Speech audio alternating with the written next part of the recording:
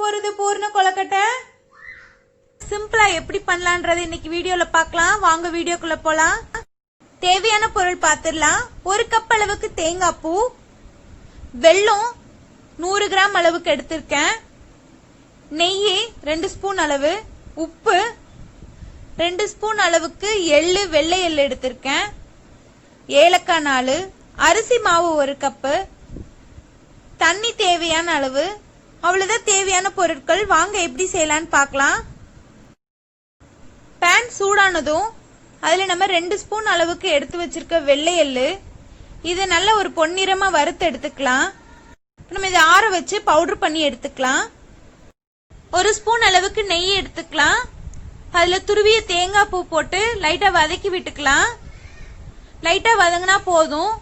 இப்ப நம்ம அது கூட எடுத்து வச்சிருக்க வெல்லம், அதையும் சேர்த்து நல்லா மிக்ஸ் பண்ணி விடுங்க.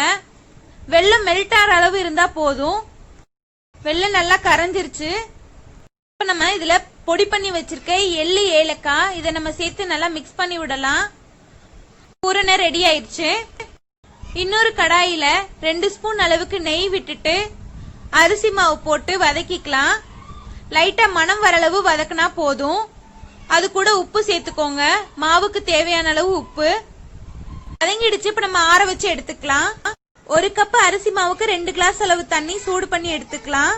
மாவு ஆற வச்சு எடுத்தாச்சு. இப்ப நம்ம அதுல கொஞ்சம் கொஞ்சமா சுடு தண்ணி ஆட் பண்ணி கலந்து விட்டுக்கலாம். கொஞ்சம் கொஞ்சமா ஆட் பண்ணிக்கோங்க. மாவு நல்லா தண்ணி ஊத்தி மிக்ஸ் பண்ணியாச்சு. இது கொஞ்சம் சூடு ஆறுனதும் கை வச்சு பிணைஞ்சு எடுத்துக்கலாம் மாவை. கொழுக்கட்டை மாவு ரெடி ஆயிருச்சு. இப்ப நம்ம இதுல ஒரு உருண்டை, ஒரு சின்ன பால் சைஸுக்கு எடுத்துக்கலாம். கையில மாவு ஒட்டாம இருக்கிறதுக்காக நான் நெய் தொட்டுக்கிறேன். அந்த மாதிரி தொட்டீங்கன்னா கையில ஒட்டாது. இப்ப பாருங்க, ஒரு தின் லேயர் ரெடி பண்ணிக்கோங்க. இப்படி அமுத்தி விட்டே இருந்தீங்கன்னா இந்த மாதிரி ஒரு லேயர் ரெடி ஆகும். பாருங்க, லேயர் ரெடி ஆயிடுச்சு. இப்ப நம்ம பூரணத்தை உள்ள வைக்கலாம். நடுவுல பூரணத்தை வைக்கலாம். இப்ப பூரணம் வச்சாச்சு. இப்ப நம்ம இதை க்ளோஸ் பண்ணிக்கலாம். க்ளோஸ் பண்ணி லைட்டா அமுத்தி விடுங்க. பிரஸ் பண்ணாவே அது சீல் ஆயிடும். ஒரு டிசைன் மாதிரி வேணும்னா மேல இருக்க லேயரை உள் வாக்குல திருப்பி விட்டீங்கன்னா ஒரு டிசைன் மாதிரி ஆயிக்கும். பாருங்க, இந்த மாதிரி பண்ணா இது ஒரு டிசைன் மாதிரி ரெடி ஆயிடும். பாருங்க, இப்படி ரெடி ஆயிரும். இப்ப இதே மாதிரி மாவை ரெடி பண்ணி எடுத்துக்கலாம். கொழுக்கட்டைக்கு தேவையான இந்த லேயர் மட்டும் எப்படி ரெடி பண்றதுன்னு பாத்துக்கோங்க. இந்த மாதிரி லைட்டா பிரஸ் பண்ணி விட்டே இருந்தோம்னா லேயர் ரெடி ஆயிரும். இந்த மாதிரி கொழுக்கட்டையை நம்ம ரெடி பண்ணி எடுத்துக்கலாம். இப்ப அதே மாதிரி ரெடி பண்ணிட்டு இதை நம்ம ரவுண்டா பண்ணிருக்கோம். இப்படியும் ரெடி பண்ணி எடுத்துக்கலாம்.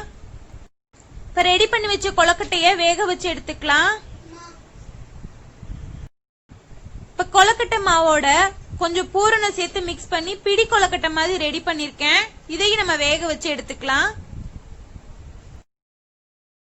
ஒரு 10 நிமிஷம் ஆவில வேக வச்சு எடுத்தா பூர்ண கொழுக்கட்டை ரெடி ஆயிடும்.